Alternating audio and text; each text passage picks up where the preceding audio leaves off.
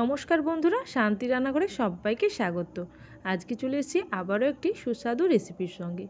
আজকে বানাবো ফুলকপির একটি নতুন ধরনের রেসিপি। বাজার থেকে এখন কিন্তু ফুলকপি প্রায় এই বছরের মতন বিদায় নিতে চলেছে।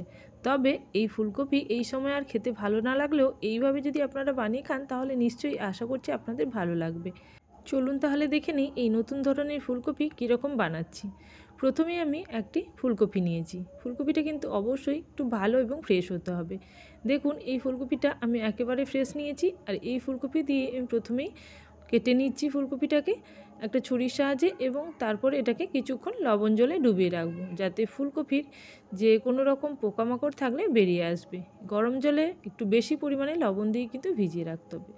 আর এই ফুলকপিগুলোকে আমি একটু বড় টুকরো করেই কাটছি। দেখুন এইভাবে কিন্তু সমস্ত ফুলকপিগুলো কেটে নিচ্ছি। আর ডাঁটাগুলো কিন্তু আমি রাখছি না, এখন আর ডাঁটাগুলো কিন্তু খেতে ভালোও লাগে না, তাই ফুলকপির শুধুমাত্র ফুলগুলো নিয়েছি। সঙ্গে কিছুটা ক্যাপসিকাম এবং নিয়েছি একটা মাঝারি সাইজের টমেটো। এই টমেটোটাকে আমি বীজটাকে বের করে নিয়ে এইভাবে কিন্তু কেটে নিয়েছি।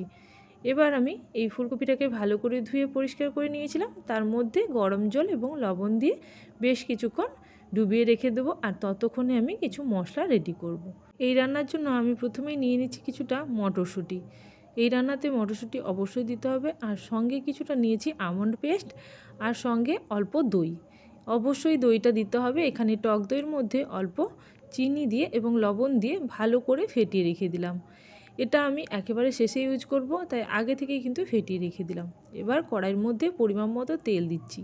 আমি রান্নাটা সাদা তেলে করছি, আর এই রান্নাটা যেহেতু কিছুটা সাদা সাদা গ্রেভি হবে, তাই আমি সাদা তেলেই রান্না করছি। খেতে কিন্তু ভালো হবে যদি সাদা তেল এবং ঘি মিশিয়ে রান্না করেন। চাইলে সর্ষে তেলেও রান্না করা যেতে পারে।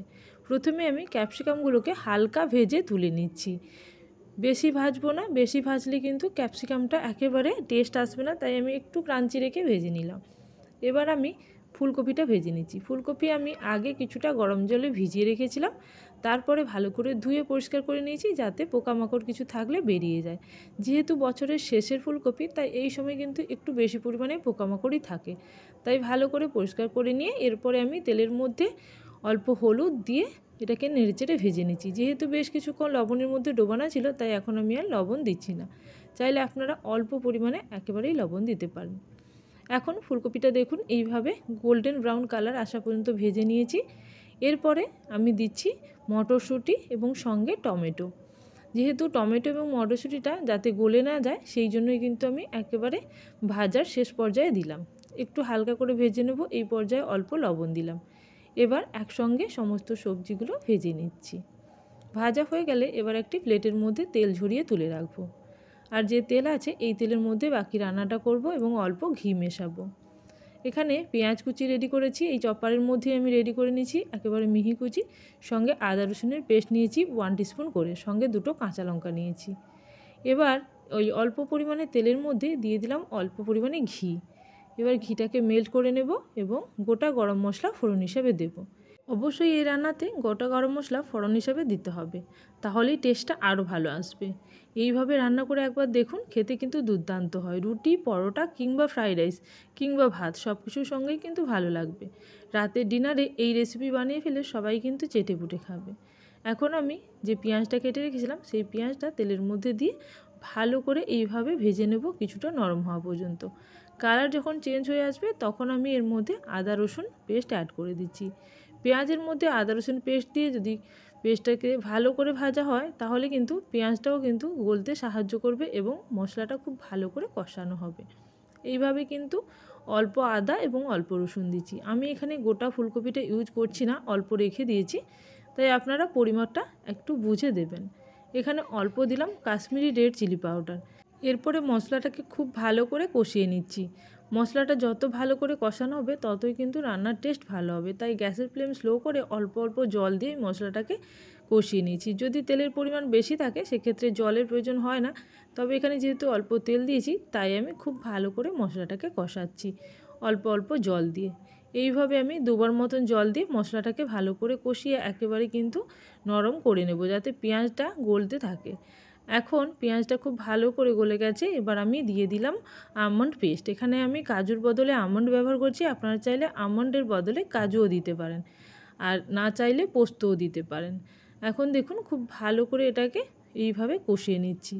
মশলার সঙ্গে আমনটাকে কষিয়ে নেব এবং তেল ছাড়া পর্যন্ত মশলাটাকে কষাতে থাকবো, যতক্ষণ না পর্যন্ত মশলা থেকে তেল ছাড়তে শুরু করে। আর এই পর্যায়ে দিয়ে দিলাম কিছুটা কাঁচা লঙ্কা। কাঁচা লঙ্কাটা আগেও দেওয়া যেতে পারতো, আমি কিন্তু ভুলেই গিয়েছিলাম, তাই আমি একেবারে শেষের দিকে দিলাম। এবার খুব ভালো করে মশলাটাকে কষিয়ে নিয়েছি। এই পর্যায়ে আমি দিচ্ছি জল। জলের পরিমাপ এখানে কিন্তু খুব বেশি লাগবে না। মশলার বাটি ধুয়ে ওই ধরুন 2 বাটি মতন জল এখানে দিতে হবে। প্রথমে আমি অল্প জল দিয়ে আবারও মশলাটাকে একটু মিশিয়ে নিলাম, যাতে মশলাটা খুব ভালো করে মিশে যায়। এখন দেখুন খুব ভালো করে মশলাটা মিশে গেছে। এই পর্যায়ে আমি কিন্তু দিয়ে দেব বেশ কিছুটা পরিমাণে দই, মানে ধরুন এই হাফ কাপ মতন দই আমি চিনি এবং লবণ দিয়ে ফেটিয়ে রেখেছিলাম, সেই দইটা আমি দিয়ে দিলাম। অবশ্যই কিন্তু এখানে রুম টেম্পারেচারে দই দিতে হবে, না হলে কিন্তু ছানা কেটে যাবে। এইভাবে গ্যাসের ফ্লেম স্লো করে মশলার সঙ্গে আবারও দইটাকে ভালো করে মিশিয়ে নিয়েছি। এবার আমি অল্প পরিমাণে দিচ্ছি ঝাল লঙ্কার গুঁড়ো। প্রথমে আমি কাশ্মীরি লঙ্কার গুঁড়ো দিয়েছিলাম, এখন একটু ঝালের লঙ্কা গুঁড়ো দিলাম। যদি ঝাল যেরকম খেতে চান সেই পর্যায়ে কিন্তু ঝাল অনুযায়ী আপনারা কিন্তু লঙ্কার গুঁড়ো ইউজ করবেন। এবার আমি দিয়ে দিচ্ছি ফুলকপি। ফুলকপি যেটা আমি আগে থেকে ভেজে রেখেছিলাম সেটা আমি দিয়ে দিলাম, দিয়ে মশলার সঙ্গে কষিয়ে নিচ্ছি। এখানে আমি আগে অল্প জল ইউজ করেছি, একেবারে শেষে আবারও কিছুটা জল ইউজ করব। এখন এইভাবে ফুলকপিটাকে নাড়াচাড়া করে নিয়ে মিশিয়ে নিলাম এবং এখন আমি আরও 1 বাটি পরিমাণে জল দিলাম। আগে আমি হাফ বাটি দিয়েছিলাম, এখন আরও 1 বাটি দিলাম, অর্থাৎ 1.5 বাটি পরিমাণে জল দিলাম। এবার এটাকে ঢাকনা দিয়ে কিছুক্ষণ রান্না হতে দেব। তবে এখানে খুব বেশি জল দেবেন না, তাহলে কিন্তু খেতে ভালো লাগবে না, ফুলকপিটা কিন্তু একেবারে গলে যাবে। এই পর্যায়ে অল্প লবণ দিলাম।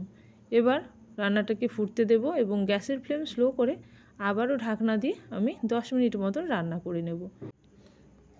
এখন প্রায় 10 মিনিট পরে আমি দেখাচ্ছি, দেখুন রান্নাটা কিন্তু অনেকটাই রেডি হয়ে গেছে, কারণ ফুলকপিগুলো পুরোপুরি সেদ্ধ হয়েছে। এবার আমি ভালো করে এটাকে মিশিয়ে নিচ্ছি আরও একবার। এবার আমি ভেজে রাখা সবজিগুলো অ্যাড করব। বাকি সবজিগুলো যাতে ক্রাঞ্চি থাকে তাই জন্য কিন্তু আমি এইভাবে অ্যাড করছি। এই সবজিগুলোকে চাইলে আপনারা ঘি বা বাটারের মধ্যে ভেজেও শেষে দিতে পারেন, তবে আমি সাদা তেলের মধ্যে ভেজে নিয়েছিলাম আগেই। এখন আমি সমস্ত সবজিগুলোকে ফুলকপি এবং গ্রেভির মধ্যে মিশিয়ে নিচ্ছি। তারপরে আবারও আমি 2 থেকে 3 মিনিট ঢাকনা দিয়ে রান্না করব। আমি চাইছিলাম যে ক্যাপসিকাম এবং এখানে যে টমেটোটা দিয়েছি সব যেন একটু ক্রাঞ্চি থাকে। আপনারা যদি মনে করেন না আরও একটু এটাকে সেদ্ধ করবেন, সেক্ষেত্রে কিন্তু সেদ্ধ করে নিতে পারেন। এখানে আমি একেবারে শেষে ভাজা কাসুরি মেথি কিছুটা ছড়িয়ে দিলাম, চাইলে আপনারা একটু গরম মশলাও দিতে পারেন। আর একেবারে শেষে অল্প ঘি ছড়িয়ে এটাকে সার্ভ করতে পারেন। তাহলে আমার রান্নাটা কিন্তু একেবারেই রেডি।